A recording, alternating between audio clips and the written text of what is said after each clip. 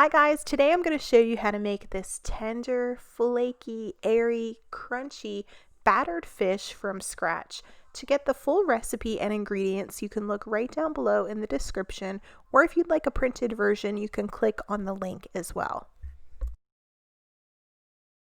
This recipe I use cod. You're definitely going to want to use a thicker cut of fish, so you could do halibut as well. Cut it into strips, season with salt, fresh cracked pepper, then dry it off really well. You want to make sure the batter sticks, so it has to be super dry, and then drop it in a little bit of all-purpose flour, store it in the fridge until you're ready to use it. So in the meantime, we can go ahead and start to work on our batter.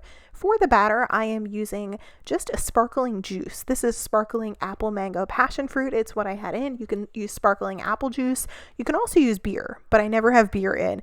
Then an egg, flour, salt and pepper, some baking powder, garlic powder, and cayenne pepper. Just a little tiny pinch to bring in some flavor and a little bit of spice. So I'm combining the egg with the salt and pepper and whisk until it's very well combined.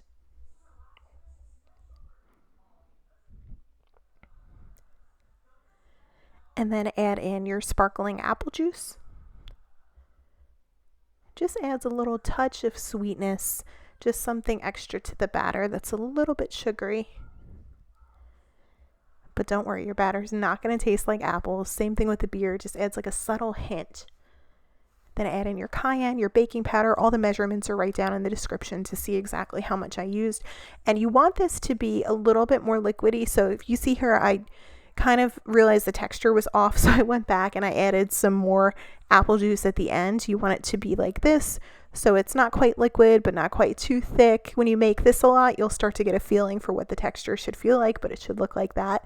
And then I'm just going to dip my fish in, and I have my oil preheating. I'm just using vegetable oil. Now you could use a thermometer. I never use one. I just take the back of a wooden spoon, and if you see it start to bubble, it should be bubbling a little tiny bit more than that, then you're ready to rock and roll. You really want it to bubble in this recipe. I found pretty hard to burn this. Some people say it takes 2 to 3 minutes, but when I cook it, I cook them a little bit longer because I like them to be really crunchy. And because of the baking powder, they're going to puff up and get really airy too. So I'd say maybe about 6 minutes, and you kind of give it a little flip. Like you see that one there is still a little bit white on one side. I flip that one over, cook it a little bit longer. But you get the hang of it once you do a few of them. And it's kind of like pancakes. When you do the first few, they're not so great, but as you go through it more, they get better and better each time. And then I'm going to serve this with an artisan malt vinegar.